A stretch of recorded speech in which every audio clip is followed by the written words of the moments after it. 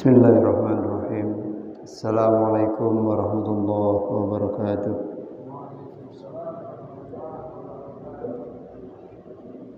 Alhamdulillahirabbil alamin. Hamdan na'imin hamdan syakirin. Allahumma shalli ala sayyidina Muhammadin wa ala alihi washabihi ajmain. Amma ba'du. Jamaah kajian malam Senin.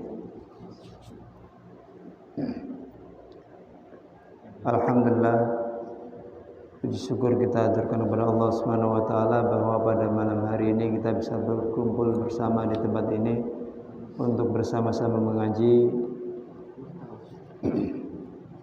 yang biasanya dilaksanakan di rumah fikih, tetapi karena ada masalah teknis pelaksanaan dipindah di Masjid Al-Muhajirin. Baik, mari kita mulai kajian kita dengan berdoa semoga Allah memberikan ilmu bermanfaat buat kita semua, wabil khusus kepada seluruh masyayikh, asatidz, guru-guru kita dan orang tua kita yang telah meninggal, semoga diberikan tempat terbaik di sisi Allah Subhanahu wa taala. Dan wabil khusus untuk pengarang kitab Nasha'il Ibad Syekh Nawawi bin Umar Al-Bantani Al-Jawi mendapat tempat terbaik di sisi Allah Subhanahu wa taala dan kita bisa mengamalkan apa yang telah beliau sampaikan dalam kitab ini. Ala hadhihi wa Rasulullah sallallahu alaihi wasallam ala alihi washabihi ajmain. Assalamualaikum al-Fatihah. A'udzu billahi minasyaitonir rajim. Bismillahirrahmanirrahim. Alhamdulillahirabbil alamin. Ar-Rahmanir Rahim. Maliki yaumiddin. Iyyaka na'budu wa iyyaka nasta'in. Ihdinas siratal mustaqim. Siratal ladzina an'amta 'alaihim ghairil maghdubi 'alaihim waladdallin. Amin. Amin. Amin. Ya mujibas salim. Qala al-mu'allif rahimahullahu ta'ala wa nafa'ana bi ulumihi wa amaddana bi asrarihi wa a'ada alaina bi barakatihi fid dini wad dunya wal akhirah. Amma ba'du, kita masih melanjutkan pembahasan kita bab sulasi, bab nasihat yang berisi tiga poin ya. Nah, makalah yang keempat. Makalah yang keempat. Ada air putih? Ada biru. Bismillahirrahmanirrahim. Al-maqalah ar-rabi'ah. Makalah yang keempat. Biar. An Utsman radhiyallahu anhu, dari sahabat Sayyidina Utsman radhiyallahu anhu, sahabat Sayyidina Utsman bin Affan, semoga Allah meridhai beliau. Beliau berkata, man tarokat dunya, barang siapa meninggalkan dunia. Meninggalkan dunia ini beda ya. Barang siapa meninggalkan dunia, maksudnya bagaimana? Dia mengambil cuma sekedarnya saja ya. Mengambil sekedarnya saja, kalau makan secukupnya ya. Makan ketika lapar, berhenti sebelum kenyang ya. Dan dia menjauhi dari puja-puji, membatasi diri, tidak suka dipuji-puji. Man tarakat dunya ahabbahu Allah taala, maka Allah mencintai dia. Jadi orang yang mengambil dunia, harta dunia secukupnya, baju alhamdulillah sudah ada baju di badan ya. Ada nafkah buat anak istri. Orang yang secukupnya merasa qanaah seperti itu, maka Allah mencintainya. Mengapa? Li'annahu taraka riya, karena dia meninggalkan sifat riya, wat tafakhur, dan sifat berbangga-bangga.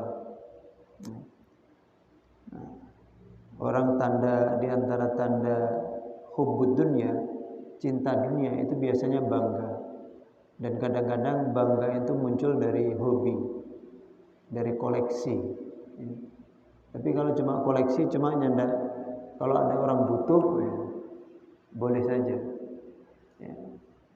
Koleksi mobil antik atau mobil mewah, motor antik, motor mewah seperti itu.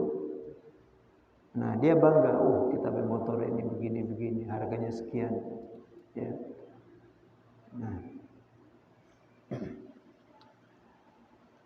Nah, jadi dia pamer, bukan cuma pamer harta, tapi juga apalagi riya. Riya ini berarti pamer amal. Beramal supaya dipuji, tidak lillahi ta'ala, tetapi linnas, untuk manusia. Itu yang pertama, ya. Barang siapa meninggalkan dunia, ya, mengambil harta secukupnya saja, maka Allah akan mencintainya. Yang kedua, wa man taraka dzunub, dan barang siapa meninggalkan dosa-dosa, maka ahabbahul malaikah, maka malaikat akan mencintainya, dicintai oleh malaikat. Terima kasih.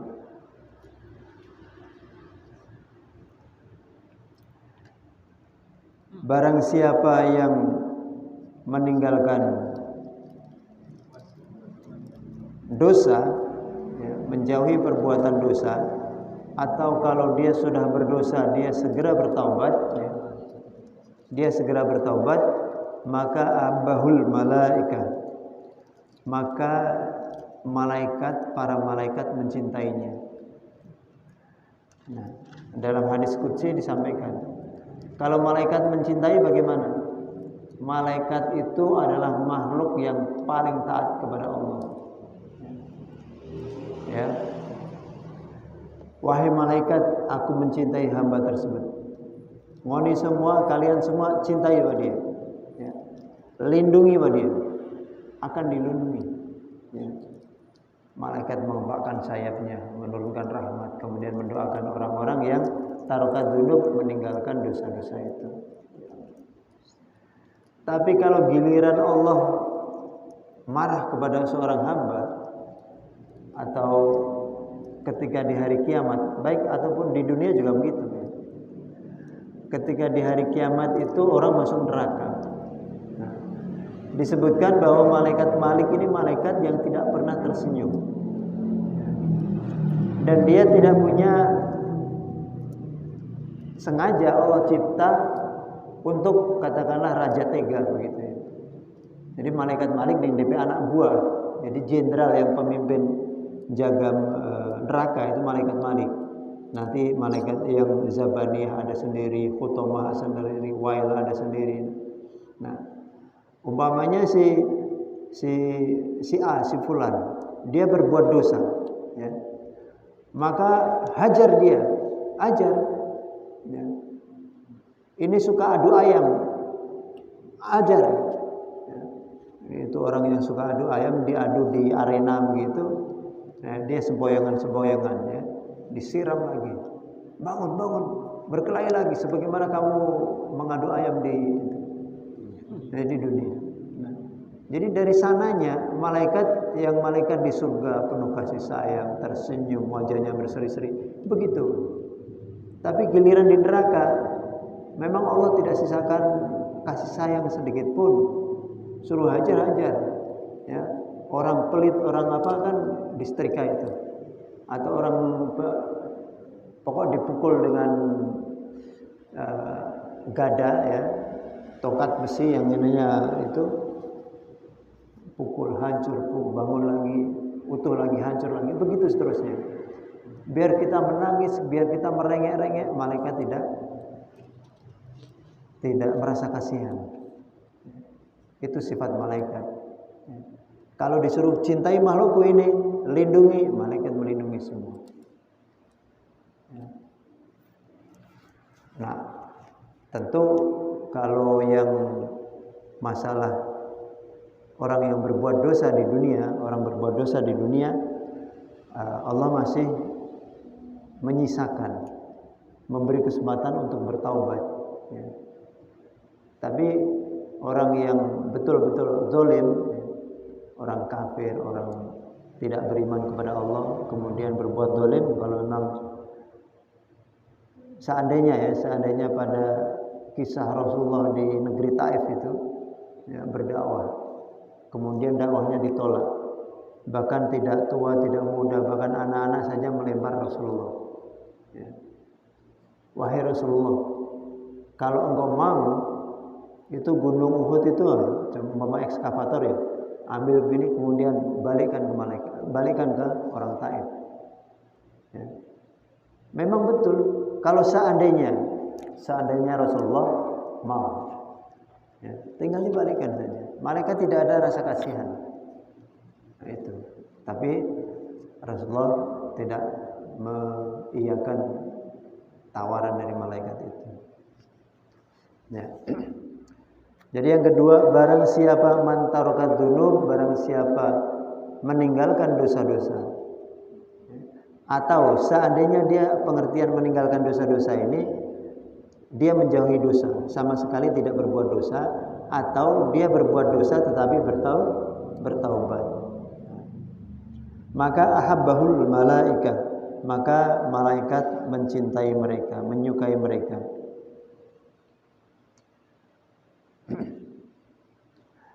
Mengapa? Li'annahu la yat'abud kitabah. Karena malaikatnya capek batulis. Ya, capek batulis alladzina yaktubuna sayyi'at, yaitu malaikat-malaikat yang seksi menulis dosa, itu enggak capek batulis. Nah, begitu. Ini yang penjelasan dari Syekh Nawawi. Ya. Itu yang kedua. Yang ketiga, waman hasimat tama'u anil muslimin, barang siapa memutuskan, ya, qata'ahu anhum, barang siapa memutuskan sifat tamak dari orang-orang Islam, ya, orang Islam punya ini, dia tidak mengiri, ya. Jadi tamak itu saudaranya iri hati. Nah, tapi kalau iri, dia cuma mengiri saja. Kalau tamak, kadang-kadang ada unsur dia pengen memiliki. Ya, sudah ada tindakan.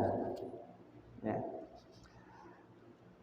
Jadi ini ada teman dia punya harta, ya. Dia iri. Kemudian iri itu berkembang jadi tamak. Nah, bagaimana suatu saat kalau bisa orang kuasai. Nah, itu. Jadi tamak makanan ini, makanan seakan-akan dia pengen makan semua. Ya. Harta, ada tetangga punya harta, seakan-akan dia pengen ambil semua. Ya. Itu. Tapi belum bersifat tindakan. Tapi kalau ada kesempatan akan jadi tindakan itu. Nah, kalau tindakan berarti sepencurian saja. Itu. Jadi yang paling kecil itu iri, ya, iri, dengki juga begitu. Nah, kemudian toma, nanti baru ke pencurian atau tindakan-tindakan lain. Nah, ini bab sulasi dari Sayyidina Utsman bin Affan. Saya ulang, barang siapa meninggalkan dunia dalam arti zuhud, maka Allah mencintainya. Yang kedua, barang siapa meninggalkan dosa, maka malaikat mencintai dia.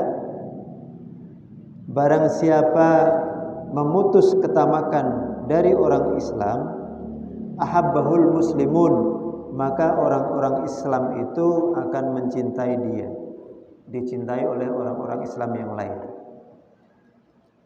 Li'annahu la yukaddiru qulubahum, karena tidak mengotori hati dia. Ya. Itu. Nah, Itu makalah yang keempat. Wal maqalatul khamisah, dan makalah yang kelima, an Ali radhiyallahu anhu karamallahu wajha, dari Sayyidina Ali radhiyallahu an, disebutkan juga ditambahkan oleh Syekh Nawawi, wa karamallahu wajha, dan Allah memuliakannya. Ya. Inna min na'imid dunya, sesungguhnya di antara nikmat-nikmat dunia, ya, atau nikmat-nikmat dunia yang paling utama. Nah, ini pernah disampaikan oleh Gus Baha ini. Yakfikal islamu nikmatan. Engkau merasa cukup, ya. Cukup bagimu Islam sebagai nikmat. Kita masuk Islam, kita beragama Islam. Ini adalah nikmat terbesar yang Allah berikan kepada kita. Ya. Mengapa? Karena agama Islam itu agama yang mengatur jasmani dan rohani. Kalau orang Yahudi itu identik lebih dekat dengan materialisme. Ya. Orang Nasrani ini identik dengan kerohanian, mengutamakan cinta kasih. Nah, akhirnya semua boleh. Nah, begitu. Tapi kalau Islam ada di wasatoh, ya, ada di antara tengah-tengah itu. Ya. Kehidupan jasmani diatur, kehidupan rohani juga diatur, keseimbang. Ya. Kemudian aturan-aturan masyarakat juga seperti itu. Nah,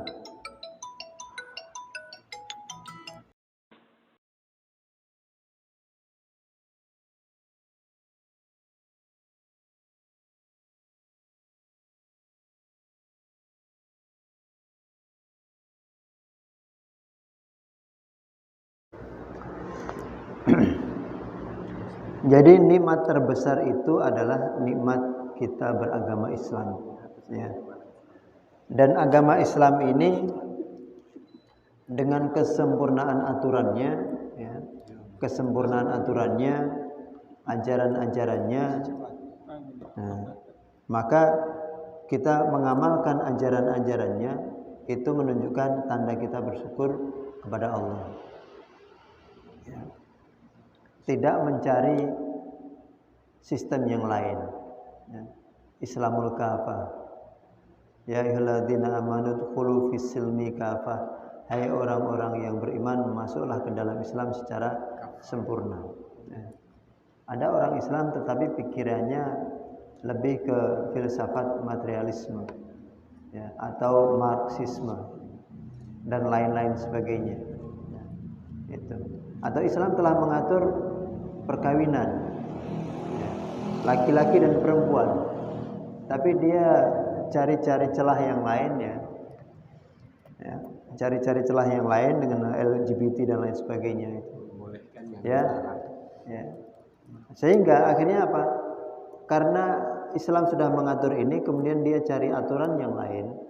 Nah, sehingga terjadi error-error, ya, error di masyarakat, error di banyak hal. Ya.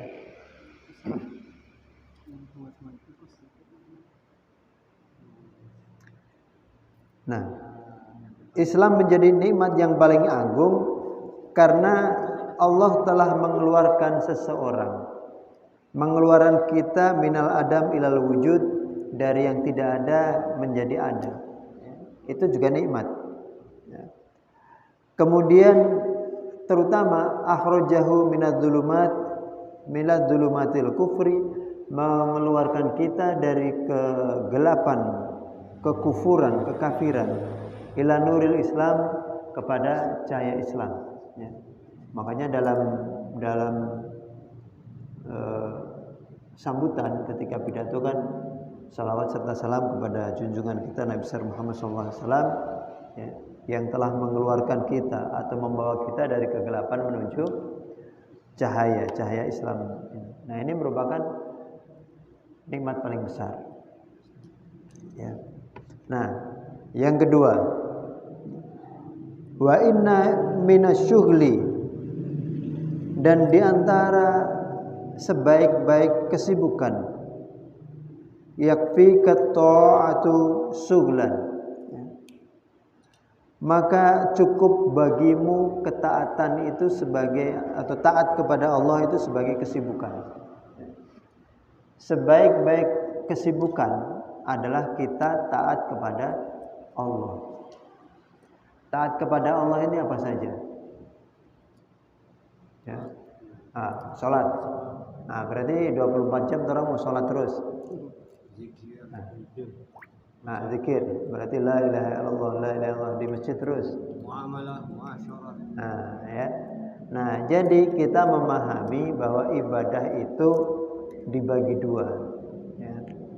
Ibadah mahdhah, ibadah yang diatur secara spesifik, sholat waktunya jam sekian, aturannya, ya, rakaatnya. Itu tidak bisa kita ubah. Terus ada ibadah ghairu mahdhah, ibadah yang tidak diatur secara spesifik.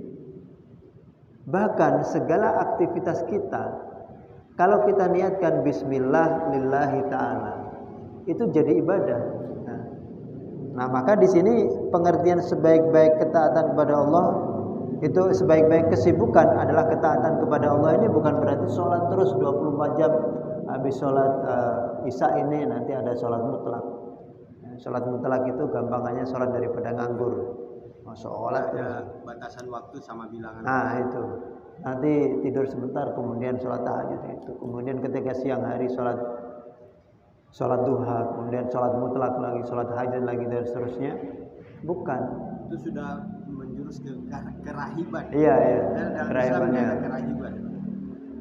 Jadi pengertian ini, jadi kita taat kepada Allah itu artinya ada dua, ya.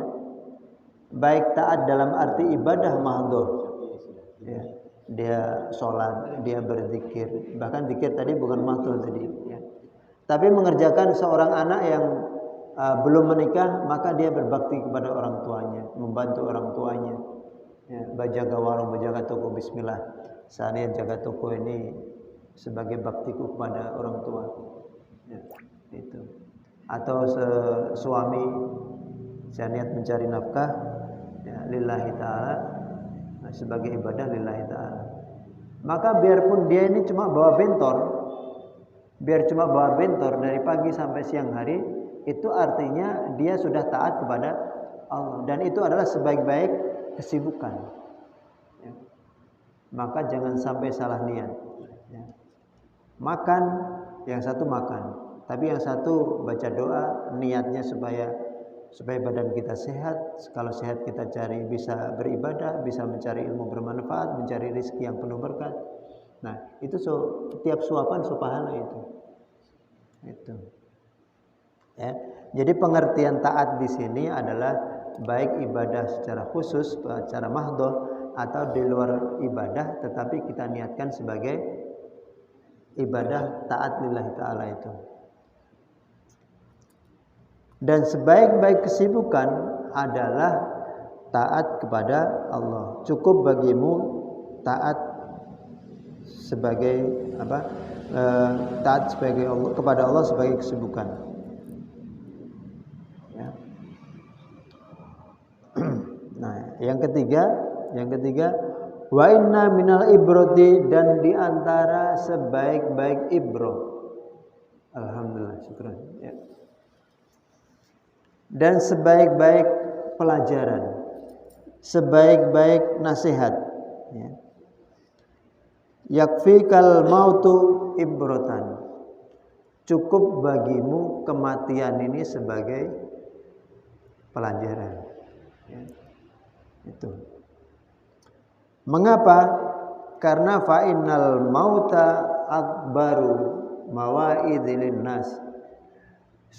Karena kematian adalah sebesar-besar nasihat bagi manusia. Dalam hadis yang bisa kita amalkan, ya, fadilah itu, aku tinggalkan 2 nasihat. Satu bisa berbicara, yaitu Al-Quran dan hadis. Kemudian yang satu lagi kematian. Ya. Maka kadang-kadang ada orang yang dulunya maksiat, ketika ada kematian, entah DP papa atau DP mama atau anggota keluarga terdekat meninggal, nah akhirnya dia jadi berpikir tentang kematian, jadi lebih lembut hatinya, bertaubat. Itu ya. Saya ulang. Dan di antara sebaik-baik ibroh, sebaik-baik nasihat atau pelajaran, yakfikal mautu ibrotan. Ya. Cukup bagimu kematian itu sebagai nasihat. Nah, maka di situ juga ada kaitannya. Ketika kita dalam kematian itu ada 4 bagian, ya. Ada 4 fardu kifayah. Yang 2 kalangan tertentu yang bisa melaksanakan. Ya. Umpamanya perempuan, jenazah perempuan orang tidak bisa kasih mandi, tidak bisa mengkafani. Maka kalau boleh orang ambil bagian yang ketiga dan keempat. Apa itu? Menyolatkan. Karena orang yang takziah di suatu rumah, di rumahnya si fulan, takziah, itu tamu itu ada 2. Tamu biasa dan tamu VIP, tamu istimewa. Mengapa tamu biasa? Karena dia cuma diisi daftar hadir. Oh si Anu bawa amplop sekian. Tapi tamu VIP adalah tamu yang mengantarkan si jenazah menghadap kepada Allah, yaitu ikut sholat. Nah, jadi ibarat orang antar ini ke presiden, bukan cuma antar di bandara, tapi antar di istana sana menghadap kepada Allah. Ya. Jadi sholat, kemudian menguburkan, ikut mengantarkan jenazah sampai liang lahat. Dalam hadis disebutkan, barang siapa sholat jenazah maka pahalanya 1 qirot. Barang siapa sholat jenazah dan ikut mengantarkan jenazah tersebut ke kuburan, ya, maka pahalanya 2 qirot. Ya Rasulullah, 2 qirot itu apa? 2 qirot itu jabalaini azimaini, 2 gunung yang besar. Ya. 2 gunung yang besar. Kalau orang sini tidak pernah lihat gunung, ke Manado di Tomohon ada Gunung Lokon. Gunung Kelabat. Gunung bukan. Tapi ya orang kan kita tidak pernah lihat Kelabat, tapi kan Lokonnya yang di itu besar. Pahalanya seperti itu. Mengapa? Karena ini adalah kita mengantarkan orang menghadap kepada Allah. Maka ketika sholat jenazah sebaiknya di tempat yang luas. Yang luar biasa itu mau ke kubur. Ya. Jadi sholat di masjid. Ustaz, kalau di rumah bagaimana? Kalau terpaksa di rumah, ya orang ikut sholat di rumah. Kalau di dalam rumahnya tidak cukup, ya tidak apa-apa di luar. Ya. Kalau yakin sandal dan sepatunya tidak kena najis, pakai sandal sholat kan tidak duduk. Tapi kalau tidak yakin, ya sudah berarti lepas, kemudian alas apa begitu. Kalau ada alas pakai alas, tapi kalau tidak usah pakai alas. Ya, itu. Ya. Jadi saking besarnya nilai nasihat, termasuk juga nilai mengambil pelajaran dari kematian, maka sholat jenazah pahalanya sebesar gunung, mengantarkan jenazah pahalanya juga sebesar gunung. Dan takziah kita mengingat kematian itu pelajaran yang paling agung, paling besar, sehingga kita dianjurkan untuk takziah. Ya. Kalau boleh seminggu sekali. Hari Jumat bisa, Jumat pagi boleh, atau Kamis sore boleh. Jumat sore juga boleh. Ya. Itu. Ziarah maksudnya ini. Ziarah. Yang takziah ini maksudnya kan di sini kalau takziah kan bentuk cuma kasih doa, ini selamat apa atau takziah bentuknya apa Ustaz, atau harus ada DP-nya. Ya tidak apa-apa, tapi sebaiknya memang saya menganjurkan ya, dalam takziah itu akan lebih lengkap ketika ada zikir dan taklim. Ya. Zikir baca doa saja bisa. Ya. Bahkan sebenarnya taklim ini lebih utama. Ya. Taklim itu lebih utama. Mengapa demikian? Nah, termasuk juga saya pernah ditanya masalah nasab itu. Mana yang unggul, orang punya nasab atau orang punya ilmu? Saya cuma jawab secara sederhana. Allah menyifati dirinya dengan alim, bukan nasab. Nah, begitu. Nah, zikir dengan ilmu juga mana? Sama. Allah tidak ada sifat zikirnya, tidak ada. Ya, selain Allah itu zikir, tapi ada al-ilmu dan alim. Ya. Jadi ketika takziah, saya sampaikan kepada teman-teman sekalian, ya, itu lebih utama ada taklimnya, ada tausiahnya. Itu. Ya, bahkan kalau mungkin taklimnya panjang, cuma baca Fatihah buat si jenazah boleh. Ya, begitu. Cuma di sini kan biasa baca zikirnya banyak-banyak situ. Panjang daripada doanya. Itu. Saya ulang ya. Nasihat dari Ali bin Abu Thalib. Ya, ada 3 poin. Yang pertama, ya, cukup bagimu Islam sebagai nikmat. Yang kedua, cukup bagimu taat sebagai kesibukan. Ya. Terus yang ketiga, cukup bagimu kematian sebagai nasihat atau pelajaran, sebaik-baik pelajaran. Ya. Nah, al-maqalatu sadisah, makalah yang ke-6. Ya. An Abdullah bin Mas'ud radhiyallahu anha, dari sahabat Abdullah bin Mas'ud radhiyallahu an, semoga Allah meridhai merahmati beliau. Kam min mustadrijin, betapa banyak orang yang istidraj. Ya. Istidraj itu kalau istilah Jawa itu namanya ngelulu. Ya, tertipu. Nah. Tapi kadang ditipu dengan biasanya bersifat kebaikan. Kebaikan dalam artian sempit. Ya. Kami mustadrijin ay ma'khudun qalilan fa qalilan. Yang angkat sedikit-sedikit. Ya. Bin nikmati, dengan nikmat, maksudnya dengan banyaknya nikmat. Jadi dia merasa dengan banyaknya harta, terutama nikmat bersifat, saya artikan tadi nikmat bersifat sempit ya. Nikmat dalam arti sempit itu harta, ya, kekayaan, pangkat. Nah, dia merasa hebat. Padahal nikmat itu bukan cuma harta, bukan cuma pangkat, ya. Tapi terutama ini tadi kalau dikaitkan dengan makalah sebelumnya, terutama kita bisa mengamalkan ajaran Islam. Ya. Kita bisa nikmat berzikir, ya Allah. Ya. Kalau umpama sholat yang diantara amal ibadah lain, sholat yang paling utama. Nah, tapi ada sholat yang orangnya tidak bisa khusyuk. Nah, sebaik-baik itu adalah sholat ala waktiha. Nah, sholat ala waktiha itu dia ada yang lebih baik lagi apa? Bisa sholat khusyuk. Itu.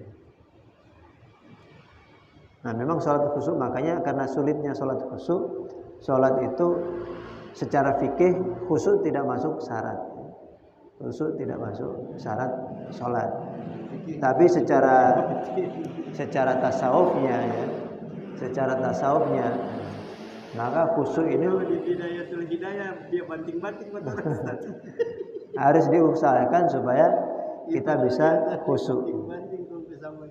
Nah, jadi salah satu tanda orang yang mengalami istidraj, dia menilai segala sesuatu dari bersifat duniawi. Ya itu. Allah ada angkat kita ini diberi harta, nggak pernah sakit. Atau itu nggak pernah sakit itu. Tapi dia kita nyana sholat tapi sehat-sehat saja ya begitu. Nah itu. Ya, nyana pernah bayar zakat tapi harta tak kumpul terus begitu. Nah, itu tanda istidraj, orang yang tertipu. Wa kam mim maftunin, dan betapa banyak orang yang diuji, difitnah. Bisanai, justru ujiannya itu dengan pujian. Ya. Dengan pujian, dipuji-puji orang, nah dia bangga. Bikasrotis sana'in nas, dengan banyaknya pujian manusia. Ya. Dia salah, ya. Tetapi dipuji-puji oleh manusia, kemudian dia bangga. Jadi sebenarnya orang itu maftun, orang itu teruji atau terfitnah. Ya. Kam mim maftunin, dan betapa banyak orang yang difitnah. Pengertian fitnah ini adalah ujian, diuji bisana. Jadi ada ujian dengan dengan celaan. Ya. Ada baik-baik saja, tapi orang fitnah, orang veto istilah sini. Ya. Tapi ada juga orang yang diangkat-angkat. Nah, makanya orang harus waspada. Sekarang ini kan apalagi tahun-tahun politik, jangan mudah, pasti banyak orang memuji-muji. Bahasa kasarnya orang yang menjilat, ya toh. Nah, jangan sampai tertipu oleh mereka. Gitu. Maka ada saran dari Rasulullah itu, kalau ada orang yang memujimu berlebihan, lemparkan debu pada muka. Ya. Itu.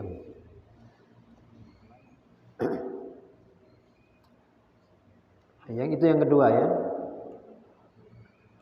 Betapa banyak orang yang diuji justru dengan pujian. Akhirnya dia kepala melayang.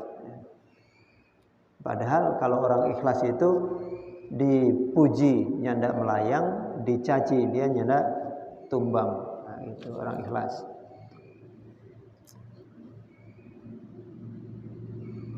Ya, bisana alaidin diuji pada dia. Wa kam mim maghrurin, dan betapa banyak orang yang gurur, orang yang tertipu. Ay mutmainin qalbihi, ya. Dia hatinya tenang fid dunya, di dunia, wa ghafilun anil akhirati, dan lalai kepada akhirat. Ya. Dia tertipu, dia rasa hidup di dunia dia tenang, kemudian lalai dengan akhirat. Bisitri alaihi, dengan ditutup baginya DP aib, ya.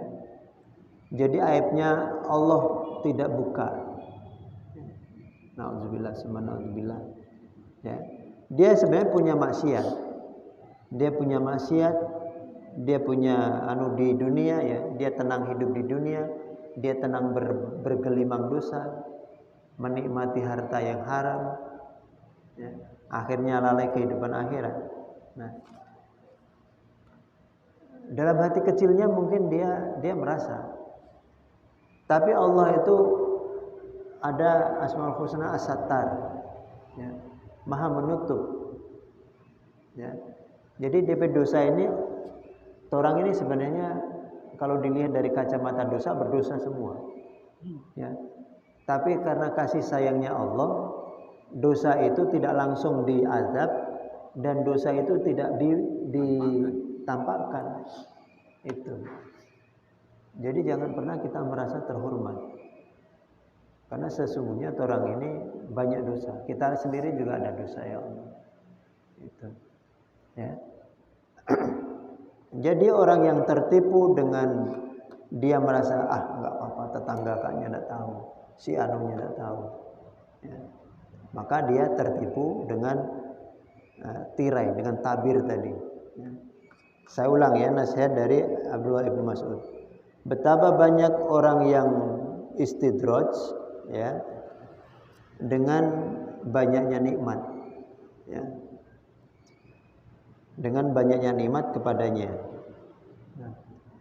Wa kam min maftunin, dan betapa banyak orang yang diuji, difitnah atau ujian, justru dengan bisana, dengan pujian-pujian, ya.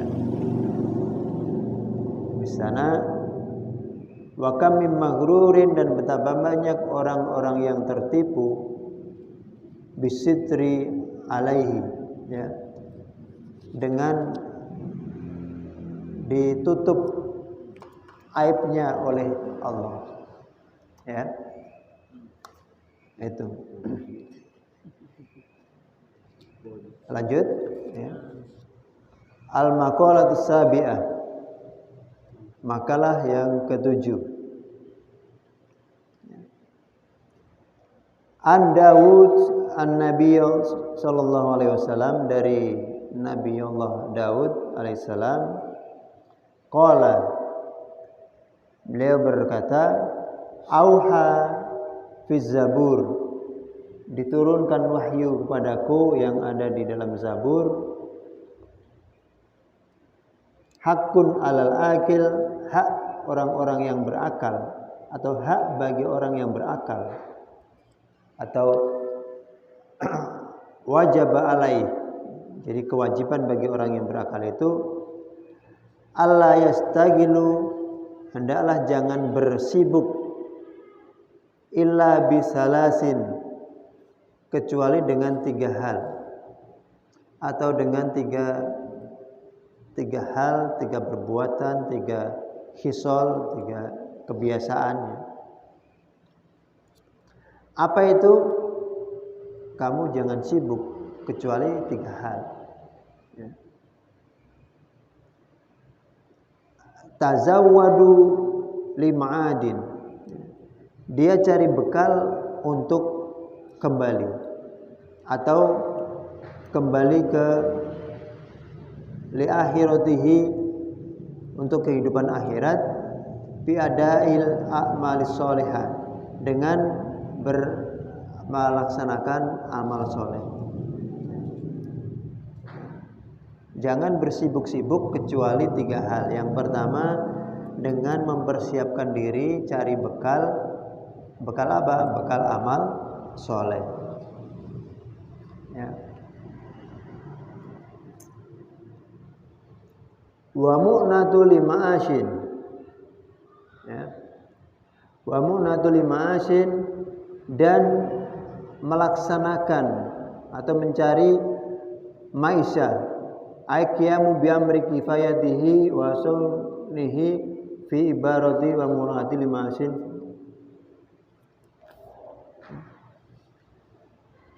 dengan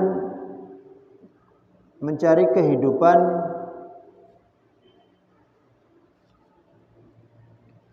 dengan melaksanakan atau menegakkan, ya, menegakkan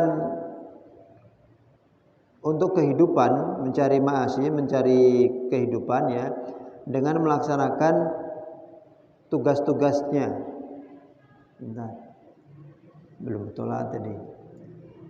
Jadi kalau kehidupan sehari-hari, ya, maka tugas-tugas itu dia laksanakan dengan sebaik-baiknya, ya, dengan memperbaiki, sehingga dengan adanya perbaikan itu akhirnya jadi efektif.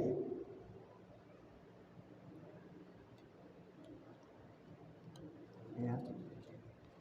Umpamanya bagaimana pekerjaan kita supaya bisa lebih efektif,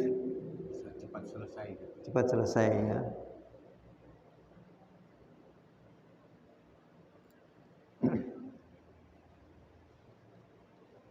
Lanjut, ya.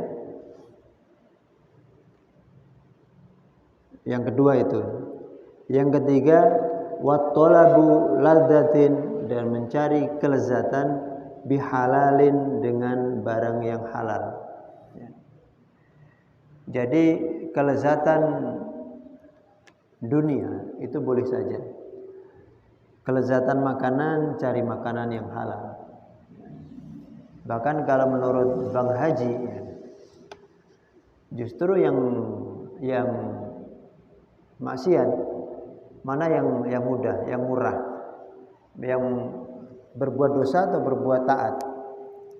Dosa mahal itu. Nah itu, justru berbuat dosa itu mahal. Sama. Ya, umpamanya, minum. Cuma bikin teh, ya air putih, dengan gula, dengan teh berapa? 5.000. Iya, 5.000. Sudah, terang dapat halal itu. Ya. Itu. Bir. Kemudian bir, ya, macam-macam tingkatannya, ya, itu. Begitu juga berzina, ya. Kalau kita menikah kemudian kasih buat mahar, ya, menikahi wanita, ya, nikah, maharnya umpamanya 5 gram cincin, 5 gram emas, 1 gram sekarang 700. Berarti kalau 5 gram 3,5 juta. Itu. Tapi kalau umpama wanita nakal, nah itu akhirnya jadi karena istri sendiri, ya, selamanya beberapa tahun, bertahun-tahun. Tapi kalau wanita nakal, ya 500 satu malam umpamanya. Bahkan ada yang kalah Bapak Ken gaji 80 juta, ya. 80 juta satu malam, ya, ketangkap, nauzubillah. Nah begitu. Jadi orang yang beriman itu dia sibuk, tiap orang pengen enak, tiap orang pengen makanan enak, ya, pengen minuman enak, ya, pengen kehidupan yang enak juga, ya. Maka sebaik-baiknya itu adalah yang halal. Silahkan cari kenikmatan makanan, tapi makanan yang halal, ya, itu. Atau minuman, silahkan. Mungkin bikin resep-resep boba yang ini dicampur ini, selama itu bahan-bahannya halal silahkan. Apalagi kalau usaha kuliner, ya, boleh berkreasi, tapi carilah kreasi yang halal, itu, ya. Termasuk selain itu aktivitas sekarang ini kan, kalau di dunia entertainment kan kadang-kadang ngeprank gitu, ya, ngeprank. Tapi kalau kita tidak setuju, karena ngeprank ini bagian dari menyusahkan orang. Sementara ajaran para alim ulama ini adalah Zalim itu. Ya, nah itu ngeprank itu bagian zalim. Tapi kalau idkhalus surur, memberikan kegembiraan di hati seorang mukmin lainnya, nah itu merupakan a'dhamul muasarah, merupakan pergaulan yang paling agung, yang paling utama. Tapi tidak dengan membuat susah orang lain. Ngeprank atau ketika ulang tahun kemudian ngerjain dengan air comberan, air cucian, ditambah telur, ditambah tepung, ditambah apa, ya. Jangan, ya. Tolong sampaikan ke adik-adik kita, keluarga kita, jangan ngerjain orang. Lebih baik biar ada selamat ulang tahun kita cuma punya hadiah gula-gula umpamanya, punya coklat, berikan saja. Tidak usah pakai lempar telur begitu, ya Allah. Ya. Jadi kalau orang beriman, tanda orang beriman hubungannya dengan yang lain itu adalah idkhalus surur. Dia memberikan kegembiraan kepada teman-temannya. Itu sebaik-baik pergaulan. Dan seburuk-buruknya apa? Dia bikin susah di teman, ngerjai teman. Itu. Ya. Ada pertanyaan mungkin? Sudah menyala. Tadi mulai jam berapa? Yakfi? Oke, satu makalah lagi, masih ada 9 menit, ya. Makalah ke-7 tadi, ya. Ke-8 sekarang. Nah, sekarang ke-8. Al-maqalah as-saminah. Makalah yang ke-8. An Abi Hurairah radhiyallahu an, dari sahabat Abi Hurairah radhiyallahu an. Siapa nama aslinya? wa ismuhu Abdurrahman bis Sohru. Abdurrahman bis Sohru. Annahu qala. Ya. Malah banyak ya.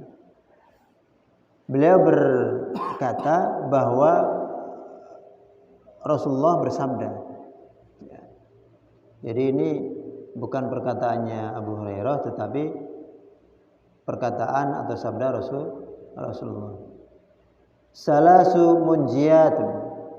Ada 3 hal yang menyelamatkan. Wa salasun muhlikat, dan ada 3 hal yang merusak. Wa salasu darajat, dan ada 3 hal yang mengangkat derajat seseorang. Wa salasu kafarat, dan ada 3 hal yang bisa menghapuskan dosa. Apa itu? Amal munjiyatu, ada 3 hal yang menyelamatkan manusia. Yang pertama khasyatullahi ta'ala, takut kepada Allah, fisirri wa alaniyah, baik dalam keadaan sendiri, dalam keadaan sepi atau sendiri ya, sendirian, wa alaniyah, dan di keramaian. Karena kebanyakan orang ini kalau itu juga sisi positif. Kalau orang berkumpul dengan banyak orang, itu biasanya orang tidak berbuat maksiat. Tetapi kalau biasa menyendiri, setan mulai goda-goda itu. Baik menyendiri sendiri, apalagi bahaya juga menyendiri sendiri dengan perempuan sendiri. Jadi satu laki-laki ya sudah berdua, tapi sama dengan menyendiri itu. Akhirnya yang ketiga setan. Ya. Nah, maka itu jadi merusak. Nah, saya ulang, yaitu khasyatullah ta'ala, takut kepada Allah, fisirri wal alaniyah, baik dalam keadaan sepi, dalam keadaan sendiri, wal alaniyah, maupun dalam keadaan ramai. Ya. Qudimas sirru, di kata sendiri didahulukan, li'anna taqwallah fihi a'la darajatihi, karena ketakwaan Allah dalam keadaan sendiri itu derajatnya lebih tinggi. Ya, itu. Jadi orang kok dalam keadaan sendiri dia mau ibadah, ya, itu bagus. Biasanya kan orang jadi semangat kalau ada banyak jamaah. Semangat zikir la ilaha illallah, la ilaha illallah. Itu ketika ngaji. Pernah ada kisah nyata itu, orang yang baca Quran dulu waktu saya masih tugas di sana. Orang baca Quran, habis baca Quran dia bertanya, "Bagaimana bacaan saya tadi? Bagus enggak?" Tapi bagus enggak itu bukan untuk minta dikritik tapi rasa minta dipuji. Ya Allah. Kelihatan ketika mari ngaji cuma berdua begini, nggak semangat. Atau dia semangat pakai mic, itu, ya. Tapi kalau banyak jamaah harus suaranya itu semangat sekali. Ya. Pertama takut kepada Allah dalam,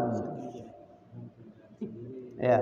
Kemudian wal qasdu fil fakri wal ghina, ya. Saya ulang. Wal qasdu ay tawassut fil fakri wal ghina, dan dia menengah dalam masalah kefakiran dan kekayaan. Maksudnya apa?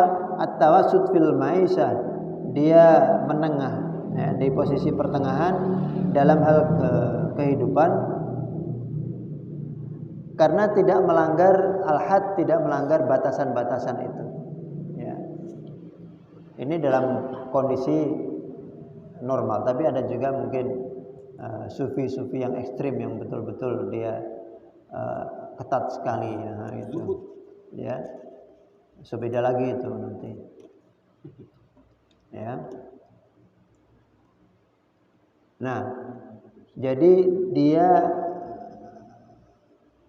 menengah ya, berkecukupan, berseimbang antara kefakiran dan kekayaan. Terus yang ketiga ya, 3 hal yang menyelamatkan tadi. Yang ketiga, al-adlu fir ridha wal ghadab. Ya. Mampu bersikap adil ketika ridho, ketika dia hati lagi lapang, ya, wal ghadab, dan maupun ketika sedang marah. Ya. Nah ini yang sulit. Ya. Kalau ketika kita sedang happy, kita adil itu bisa. Tapi ketika sedang marah, kita berbuat adil itu yang berat. Ya. Nah, begitu. Ya. Baik, lanjut ya.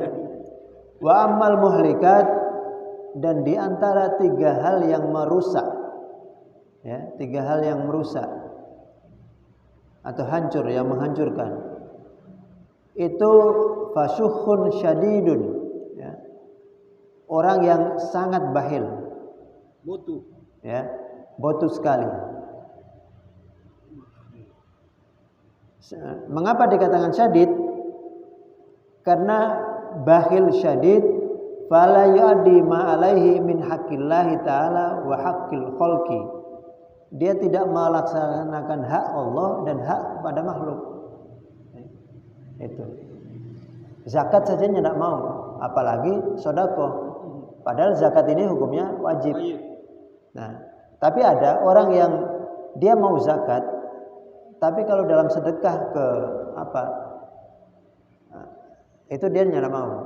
Atau ada juga dia zakat mau, nyumbang masjid mau, tapi giliran ke tetangga-tetangga, nah itu ada. Nah ini, kalau kita meneladani sifat-sifat Allah dalam hal Rahman dan Rahim, atau dalam hal Rozak, ya, pemberian rezeki, orang yang betul-betul beriman dekat kepada Allah, dia meneladani Allah. Ya. Saya tanya kepada anak-anak ketika menjelaskan Asmaul Husna di sekolah. Kalau ada temanmu yang satu dia rajin ibadah, ya, yang satu dia maksiat, mana yang kamu kasih? Oh, yang rajin ibadah, Ustaz. Yang satu baik sama kamu, yang satu musuhi kamu. Mana yang kamu kasih makanan? Oh, yang berteman dengan kita, yang baik bagi kita. Nah itu. Tapi bagaimana sifat Allah? Orang sholat kasih rizkinya enggak? Kasih. Nyandak sholat? Kasih. Nyandak percaya kepada Allah? Dikasih. Ya. Itu. Jadi kalau dalam hal sedekah, jangan kita pilih-pilih. Baik Islam maupun non-Muslim yang kasih. Baik dia taat ibadah maupun nyandak. Orang kalau ada kelebihan rezeki orang kasih. Itu penjabaran dari Assalamualaikum warahmatullahi wabarakatuh. Assalamualaikum warahmatullahi wabarakatuh. Golongan kanan itu yang orang taat ibadah tadi. Jadi kita menyebarkan salam, memberi rizki, memberi sedekah itu kepada golongan kanan yang ahli ibadah. Yang nyanda ibadah juga orang kasih salam. Itu makna dari salam tengok kiri, tengok kanan. Ya. Kalau dia salam tengok kiri, tengok kanan, tapi masih pilih-pilih, nah berarti orang belum betul itu. Ya. Lanjut. Jadi yang merusak itu kebakhilan yang terlalu. Ya. Sampai Allah saja, zakat saja dia tidak mau. Ya. Di bawahnya dia mau zakat, dia tidak mau sedekah. Di bawahnya lagi dia sedekah pilih-pilih. Yang taat dia kasih, yang nyanda. Lanjut ya.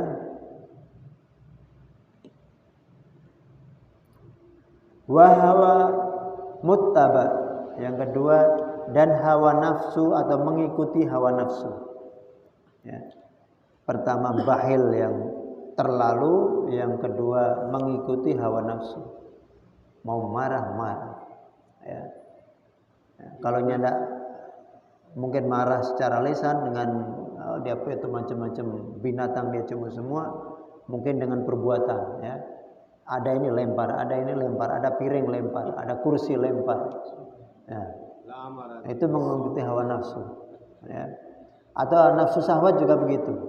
Ya, punya istri sini. Kemudian ke sana. Kita ini tahu agama, mari Jo, kita nikahi panganan Jo. Kenapa mas kawin? Gitu. Ya. Itu juga bagian. Nah, makanya kalau Mbah Mun itu, Mbah Kiai Haji Maimun Zubair itu, jadi poligaminya Rasulullah itu adalah wa ma yantiqu anil hawa in huwa illa wahyu yuha. Nabi Muhammad itu semua berdasarkan wahyu. Sampai Siti Aisyah waktu itu ya, Nabi Muhammad ketika istirahat, ketika tidur mendapatkan petunjuk malaikat Jibril bawa bungkusan gitu. Ya. Bungkusan. Nah, ketika dibuka ternyata Siti Aisyah. Ya, gitu. Takwilnya menikah. Yang ada perbedaan menganggap bahwa Aisyah pada waktu itu umurnya 9 tahun atau 7 tahun, tapi ada yang menganggap bukan 9 tahun tapi tetap 17 tahun sudah dewasa. Ya. Tapi semua berdasarkan wahyu. Sampai menikahi anak mantu, bagaimana hukumnya? Ya. Seperti pernikahan Zaid, ya. Zaid bin Harisah, ya. Siapa istrinya itu? Ya, pada waktu itu ada tokoh kepala suku, ya. Dia dinikahkan dengan anak angkat Rasulullah, Zaid bin Harisah. Semula orang menerima, tapi setelah tahu Zaid bin Harisah ini seorang anak angkat, dia nyenak mau. Sampai diajak dikumpuli malam pertama, dia nyenak mau. Nah, akhirnya karena menjaga harga diri DP Papa, kepala suku, maka Rasulullah dapat petunjuk atau minta petunjuk, ya, bagaimana ini ya Allah. Gampangannya begitu. Kemudian Allah kasih petunjuk, ya sudah. Zaid suruh cerai, kemudian nikahi. Boleh begitu. Boleh. Tapi pada waktu itu belum ada yang model begitu. Akhirnya Rasulullah menikahi istrinya Zaid itu. Ya. Nah, sementara kita termasuk pada waktu itu Mbah Mun itu, kalau mama ditanya suka poligami, ya suka. Tetapi ya. Tetapi saya nggak dapat petunjuk itu. Bahkan ada yang dia, ya Allah ini bagaimana? Jangan, ya sudah jangan. Itu. Jadi poligami secara syariat boleh saja. Saya punya istri di sini, mai tua, mai muda di sana. Di kampung sebelah mai muda. Boleh. Boleh. Tapi ternyata apa? Antara istri tua dengan istri muda nyana rukun. Kalau nyana rukun nyana berkah. Nah, itu. Jadi boleh menikah secara, kalau pengen yang lebih tinggi, minta petunjuk pada Allah. Ya Allah, saya nikah ini bagaimana? Dapat lampu hijaunya enggak? Itu. Lanjut ya. Jadi yang kedua yang merusak adalah menuruti hawa nafsu. Ya. Yang ketiga ijabul mar'i binafsihi, ya. Kagum, takjubnya seseorang dengan dirinya, ya. Itu. Nah, jadi di atas ujub nanti menjadi sombong. Itu. Lanjut ya, karena ini wa amat darajatu, dan di antara tiga hal yang mengangkat derajat itu, ya, yang pertama ifsa'us salam, menyebarkan salam. Salam ini pengertiannya salam secara lisan, ya, assalamualaikum, assalamualaikum, atau salam dalam arti menyebarkan kedamaian. Ya. Kita ngajak damai, ada tetangga yang bermasalah, suami istri bermasalah, kita damaikan gitu. Ya, atau bermasalah dengan tetangga, kita maafkan, kita damai dengan dia. Nah, itu ya. Jadi pengertian menyebarkan salam itu salam ucapan maupun salam perbuatan dalam arti damai tadi. Ya. Terus yang kedua it'amut ta'am, ya, memberikan makanan. Lidhaifi, untuk tamu, wal ja'i, maupun untuk orang yang lapar. Ya. Terus berdasarkan hadis juga ini, wassalatu bil laili, salat malam, wan nasu niyam, ketika orang-orang sedang tidur. Ya. Itu adalah mengangkat derajat. Ya. Saya ulang, apa saja mengangkat derajat? Yang pertama, menyebarkan salam. Yang kedua, memberi makan. Ya. Yang ketiga, sholat malam sementara manna sunniyam, orang-orang sedang tidur. Ya. Terus yang terakhir, wa amal kafaratu, dan hal-hal yang bisa menjadi penghapus dosa itu isbaghul wudu fis sabarat, ya. Menyempurnakan wudu, ya, di masa atau di musim dingin. Ya. Jadi kalau di Arab itu ada musim panas dan musim dingin. Mungkin tidak turun salju, tapi hawanya ini memang dingin sekali. Ya. Tapi kalau musim panas itu pernah di atas 40 derajat, 42, 45. Pada waktu itu ada teman di Belang itu sedang melaksanakan ibadah haji, dan banyak yang pingsan, tidak kuat panasnya. Jadi tolong tiap malam baca doa pada di rumah, kemudian mendoakan beliau, dan beliau juga mendoakan 4 orang semua. Pada waktu itu sampai 42-43 derajat. Ya. Lanjut ya, yang menghapus dosa itu wudu di musim dingin, tetap menyempurnakan wudu. Ya. Kemudian naklul aqdam ilal jamaat, melangkahkan kaki menuju sholat berjamaah. Ya. Itu bisa menghapuskan dosa. Ustaz, kalau sekarang pakai motor bagaimana? Malaikat punya rumus tersendiri. Ya.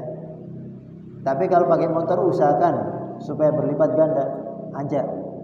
Ada orang berjalan, mari naik dengan kita. Gitu. Ya, nah, termasuk ngajak pengajian juga begitu. Ada pengajian di kampung sebelah. Bawa oto, bawa rombongan sebanyak-banyaknya. Makanya kita pick-up perjuangan ini berguna sekali. Ya, sampai mana Modayak, sampai di bagi malaikat untuk hitung ini. Pontodon ya. Sampai di Pontodon sana. Ya. Nah, jadi kalau zaman dulu melangkahkan kaki menuju jamaah sholat, jamaah pengajian, jamaah sholawatan atau apa. Nah, tapi kalau ada kendaraan ya supaya pahalanya berlipat aja itu. Nah itu makanya semua usaha supaya punya oto. Nah itu barang siapa menunjukkan kebaikan. Ya. Terus yang terakhir yang menghapuskan dosa itu intidarus sholati ba'das sholat. Ya. Menunggu waktu sholat sesudah sholat. Menunggu waktu sholat yang akan datang, umpamanya maghrib.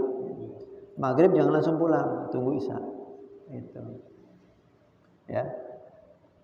Nunggu habis sholat, kemudian nunggu waktu sholat. Itu. Tapi nunggu waktu sholatnya itu tentu dengan ketaatan. Itu bukan bicara kesana kemari. Ya. Atau boleh bicara diskusi agama. Itu. Ya. Itu. Baik. Semoga bermanfaat. Nanti tanya jawab di luar forum ini ya. Semoga bermanfaat. Usikum nasibitamallah. Astaghfirukum. Allahumma waffiq ila aqwamit thariq. Assalamualaikum warahmatullahi wabarakatuh. Waalaikumsalam warahmatullahi wabarakatuh. Betul korek enggak? Enggak. Tadi sore